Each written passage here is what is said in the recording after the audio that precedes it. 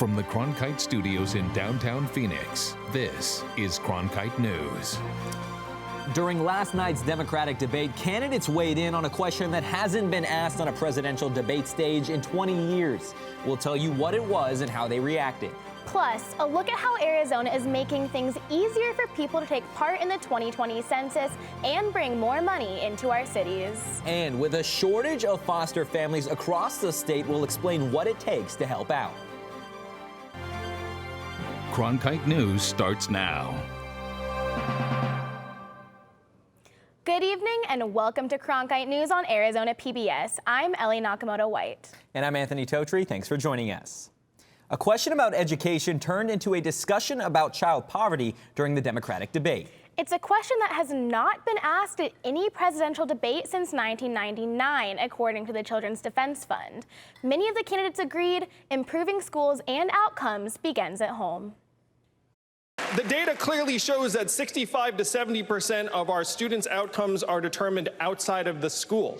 We're talking about time spent at home with the parents, words read to them when they're young, stress levels in the house, income. The answer is to put money directly into the families and neighborhoods to give our kids a chance to learn and our teachers a chance to teach. We must invest in the potential of our children. And I strongly believe you can judge a society based on how it treats its children, and we are failing on this issue. A column in the New York Times and even a petition on change.org called for the question to be asked, but it didn't make the cut. Patty Arias with the Children's Action Alliance says this needs to become a part of the national discussion.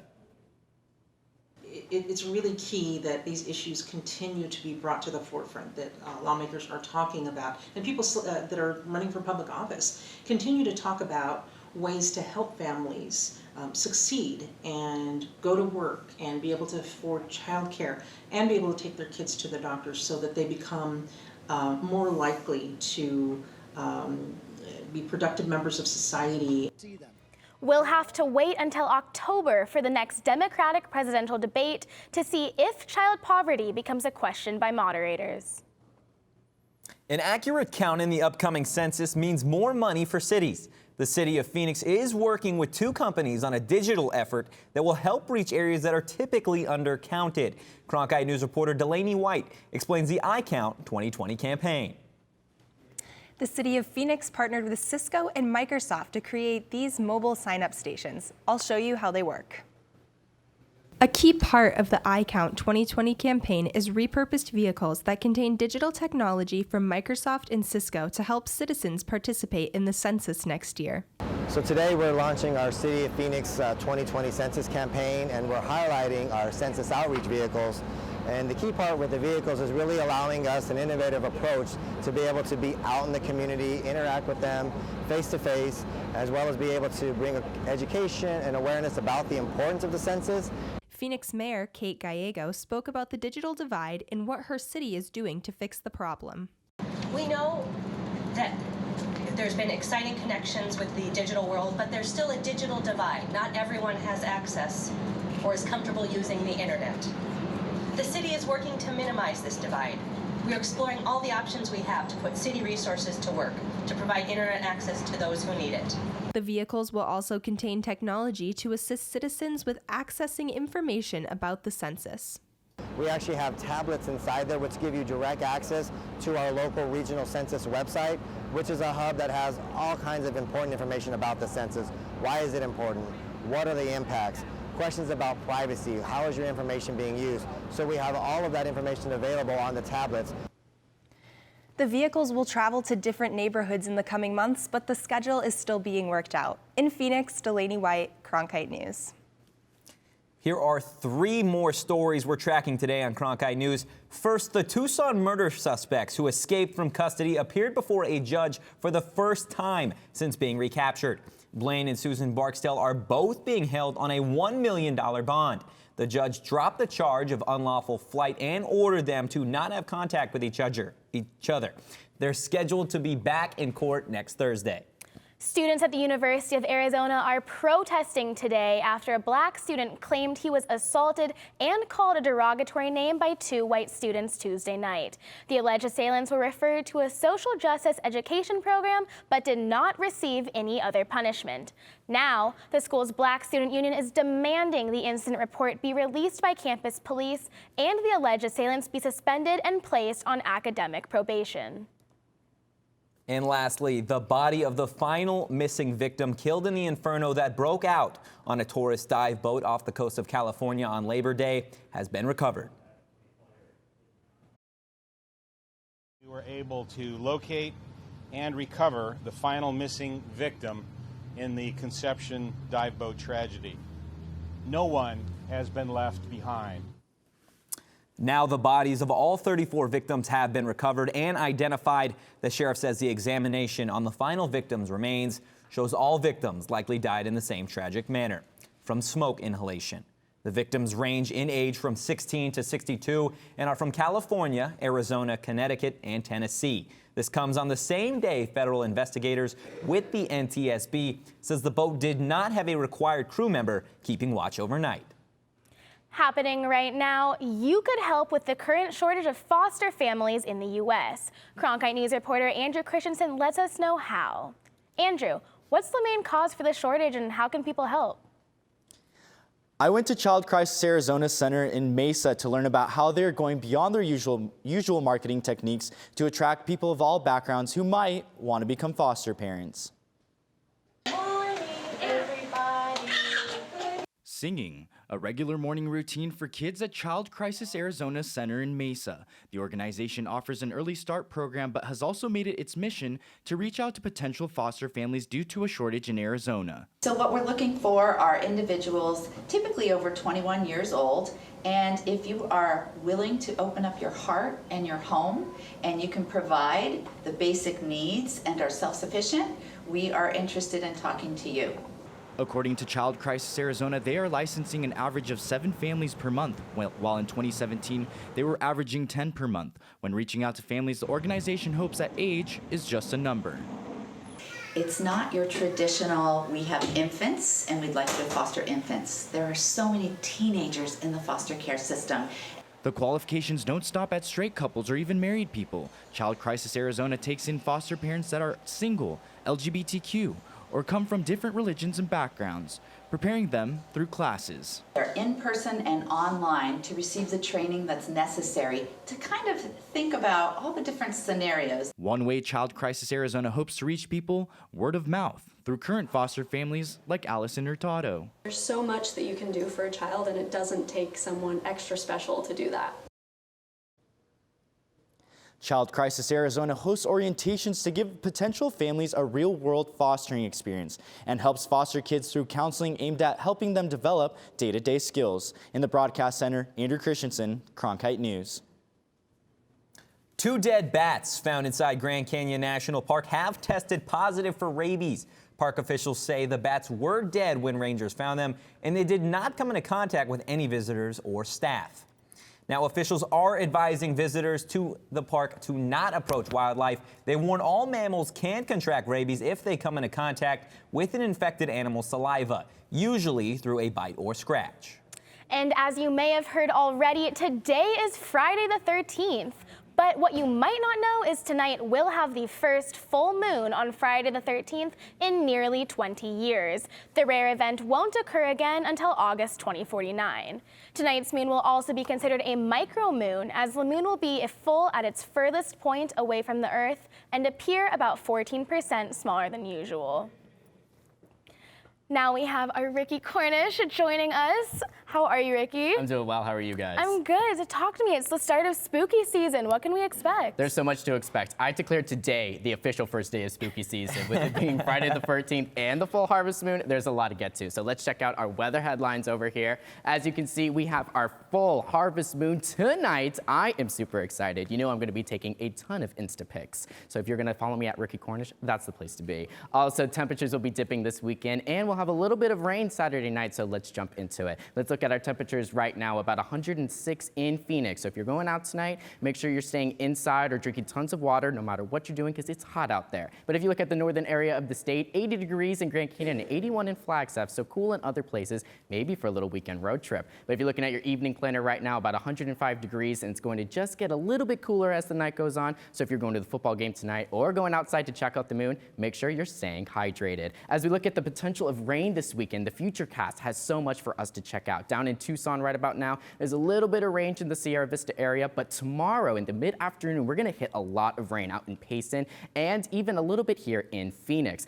But by the end of the day, it's going to die in the Tucson area. So not a lot of rain, but as we take a look at the rest of our 7-day forecast, PM, we're going to have a little bit of rain chances, but it's still 105 degrees, so make sure you're staying inside. Though we do have a little bit of cloud coverage Sunday and Monday, it's still going to be a hot week. By Friday, 103 degrees and hot and sunny. In Cronkite weather, I'm Ricky Cornish. A group of students at Northern Arizona University is encouraging newcomers to take a whack at their niche sport. Cronkite sports reporter Mackenzie Pavicic went to Flagstaff to get an idea of what logging sports are all about. Throughout the year, this sound cuts through the tranquility of the Centennial Forest in Flagstaff. It's a group of lumberjacks and Jills at Northern Arizona University. Housed under the School of Forestry, the logging team competes in regional and national events year-round, with their sights set on the biggest competition in the spring. The point of logging sports is kind of to demonstrate the old-time logging practices that used to go on. The program was started in the late 50s and after a short hiatus returned to Flagstaff in 2008. Now, women in the sport are axing gender stereotypes, proving that lumberjacks aren't just men. NAU's team currently consists of around 20 members, and nearly half are women. Oh, lumberjacks, it's only guys. But girls, we're right next to the guys. We chop alongside them, we train alongside each other. It's amazing, I think. There's, numerous women that are far better than any man I've ever seen. I think that's pretty neat to see. Ileana Castro has been a part of the NAU team for 5 years, and she says in that short time, she's seen a growth in women participants. There's quite a bit more now, which is good. Ups the competition, makes me feel like I'm actually earning that spot. Members of the team say they spend most of their free time together. Yeah, we spend a lot of time together. This sport is very time-consuming. There's so many little things that a lot of other sports don't have to do, you don't have to go out and harvest footballs. When you do that kind of stuff with your friends, it really builds kind of a family dynamic. The logging team may not be considered varsity athletes, but that doesn't stop them from representing their school. After all, they are seen as the true lumberjacks of NAU. In Flagstaff, I'm Mackenzie Pavicic, Cronkite News. Coming up next, Cronkite News in Review. We take a look back at some of our top stories from earlier this week, including our investigation into allegations of abuse by Border Patrol agents in a Yuma detention facility. And the number of states with cases of respiratory illness linked to vaping rose to 39 this week. Reactions from healthcare professionals still ahead. Stay in the know on the go. At Cronkite News, we work hard to report the facts and keep you updated, whether we're on set or on the scene. Taking it from the studio to the field. So I'm here in South Phoenix. In Phoenix, we're just a click away. Follow us on Facebook and Twitter, or find us online at cronkitenews.azpbs.org.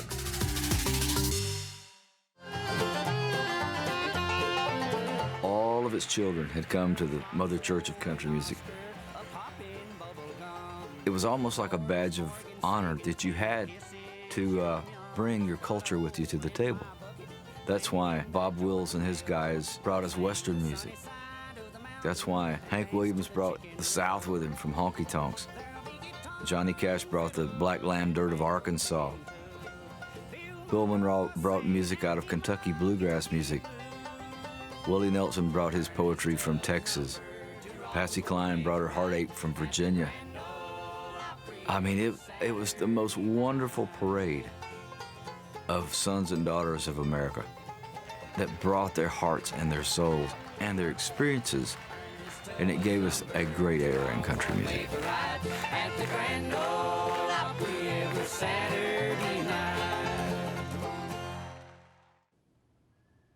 Welcome back to Cronkite News and Review. One of our top stories this week was about a 15-year-old migrant girl who alleged a male Customs and Border Protection officer sexually abused her at the Yuma Border Patrol headquarters. That allegation is one of several that have materialized against CBP officers in different migrant detention centers across the country. Now, a Phoenix-based group is demanding Border Patrol improve its vetting practices for officers. Cronkite News reporter Marcela Bayeto went down to Yuma to hear what Border Patrol had to say.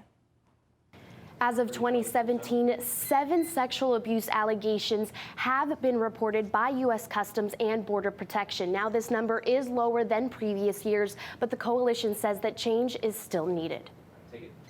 Yes, that's right. They need to do their job. A job that entails protecting and monitoring the border and not, as these activists denounced, allegedly sexually assaulting several migrant children in detention. If the sexual abuse did occur, it is a crime. Activists calling on Border Patrol to better vet and handle these alleged misconduct incidents. One of them includes an abuse allegation made by a teenage migrant girl against a Yuma Border Patrol officer this summer. What will they do in the future to prevent this? What's the vetting like for their employees? Border Patrol officials argue there is a vetting process in place and that one alleged incident is not an accurate portrayal of the agency as a whole. Any type of incident like that, any allegation like that is a blemish on our agency, and it's really a slap in the face to the agents, who are out there working hard and out in the heat every day doing what they do to protect the communities. According to the latest data made available by Customs and Border Protection,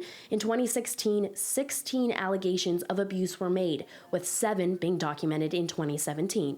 In addition, private companies contracted to house detained migrants have also faced abuse allegations. According to the Office of Refugee Resettlement, there were 49 allegations reported to the Department of Justice between 2016 and 2018. One of the facilities mentioned is Southwest Key, which operates 8 detention centers in Arizona. For now, CBP says they are focusing on any issues that may exist within their own officers. Border Patrol as an agency, we definitely want those things investigated to the fullest extent. I want my Border Patrol officers to stand up, protect their families, and by protecting their families, they protect other people's family. That's an honorable job.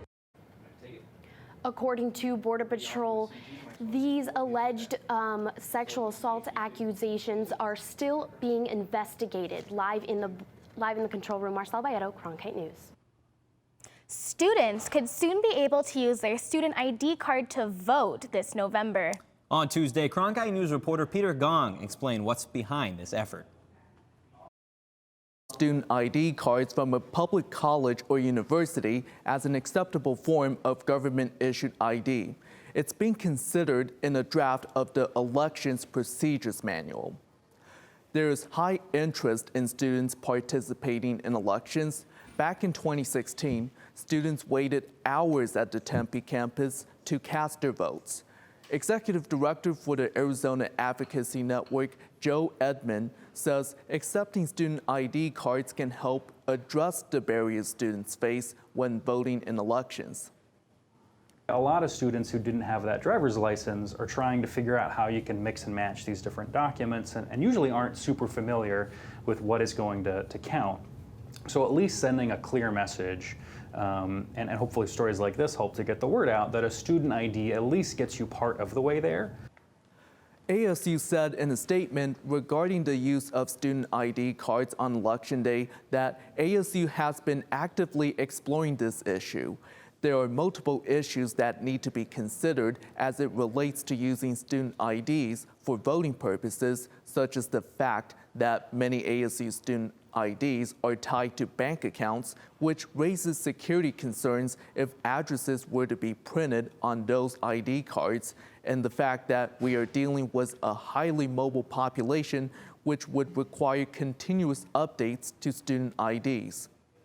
The statement also went on to say they will continue to provide eligible students with opportunities to register to vote. Live in the broadcast center, Peter Gahn, Cronkite News. This week, the nation remembered the 18th anniversary of the September 11th terror attacks. 2,996 people lost their lives in the attacks when hijackers collided with the World Trade Center in New York City, the Pentagon in Washington, D.C., and an open field in Pennsylvania.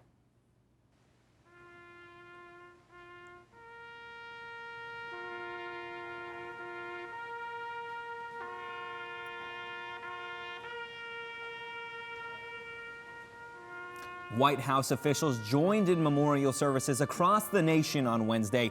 Vice President Mike Pence was on the ground in Pennsylvania, where United Flight 93 crashed.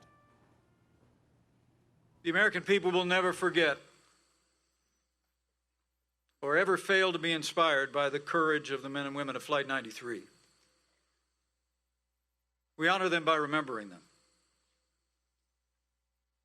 And we honor them by resolving here and now that we will do as they did, each of us, in all of our varied roles, to prevent such evil from ever reaching our shores again. Here in Arizona, memorials were also held to remember the victims. Cronkite News reporter Mariah Gallegos attended a service here in Phoenix. I went to the city's memorial service and spoke with people today who remembered where they were and what they were doing when they heard the news of the attacks. Police officers, firefighters, and Valley residents gathered for a memorial to pay tribute to the victims and rescuers of the September 11th tragedy. Many people remembered where they were when they heard the news. My college roommate's father worked in the area of the Pentagon that was hit. I remember the uncertainty as we waited for news about where he was. They also remember the confusion and disbelief. I was leaving campus to go study at my parents' house, and I arrived and saw the second plane hit the tower, and I thought it was a replay of the first plane. Phoenix Fire Captain Kenny Overton says the images are ingrained in his memory. It was a horrific day, obviously, on duty, on site that day. The optimism that we were going to find pockets of survivors, never found any. Bill Canner is a retired captain of the New York City Fire Department. He remembers everything. Went on recovery. The grapplers would pull up large sections months later. Fire would still show. It was quite an effort, cleanup and recovery, and trying to bring closure to family members, both fire, police, and civilian, of the remains of their loved ones. Canner said he still can't look at the book of names and pictures because so many of them he knew. Many of the people I spoke with said even 18 years later, they'll never forget the emotions of that day. Mariah Gallegos, Cronkite News. Also happening this week, the White House joined in on the effort to ban flavored e-cigarette products from store shelves across the country. This comes as the number of states with illnesses linked to vaping grows to 39. The president of the American Vaping Association weighed in yesterday on the potential ban and efforts to keep the products away from minors. E-cigarette use, yes, is up, and we should combat that with appropriate marketing controls, with perhaps Tobacco 21, with increased licensing and enforcement at the state level. But simply prohibiting flavors used by 13 million Americans, it is a disaster for public health, and it's going to be a disaster for President Trump's re-election campaign as well. Michigan became the first state to ban flavored vaping products last week, and several other state and local governments are considering similar measures. Back here in Arizona, we talked to Valley Health experts about the risks of e-cigarette usage and the tracking efforts for vaping-related illnesses. Cronkite News reporter Jennifer Alvarez has the story. To Will Humble, Executive Director of the Arizona Public Health Association, and he's convinced this is a lot bigger of an issue than it seems, and says that just because our state doesn't have any confirmed cases tied back to vaping doesn't necessarily mean that we don't have any cases at all. There's really no, what we call in public health, surveillance system in place. That means there's not a formal way to report or track vaping-related illnesses, like what can be done when someone has measles, for example. It gets reported to the county health department, to the state health department, it goes to CDC. We have this whole network in public health of surveillance, but it doesn't extend to lung injuries like this. There have been several cases suspected to be caused by vaping in Arizona, but none have been confirmed yet. The CDC is investigating a multi-state outbreak of lung illnesses associated with e-cigarettes, and so far, there have been over 450 reported possible cases, highlighted here in dark blue, and 6 deaths. This is really the tip of the iceberg, I think. We're going to start seeing a lot more cases identified now that doctors know what to look for when they see reports like this, when they see the CDC advisory. Health experts are also warning young people about how the unknown could harm them. It's really dangerous. You're putting your life on the line. We have no idea what the long-term effects of vaping could be or can be on the lung tissue. We just don't really know. These things are harmful, not just for the lung injuries that we're now seeing, but there is a lot more risk involved with electronic cigarettes and vaping than people really realized. Years ago, when electronic cigarettes first came out, I actually thought that they could be a public health benefit. But what really happened in true life is that the vaping companies, including Juul and others, have been very, very good at addicting young people, and it's going to be a long battle. The CDC has not yet identified an exact cause for these illnesses, but they do say that in all of these reported cases, the person did have a history of using e-cigarette products. Live in the newsroom, Jennifer Alvarez, Cronkite News. Cronkite News is proud to be the news division of Arizona PBS. Here's what's coming up on Arizona Horizon. On the next Arizona Horizon, it's the Journalists' Roundtable. The outgoing corrections director uses the word crisis to describe the state's prison system, and the former Secretary of State is named to the same Justice of the Peace position that her father held for years. That's it for Cronkite News tonight. Thanks for joining us. For top Arizona stories anytime, go to cronkitenews.azpbs.org.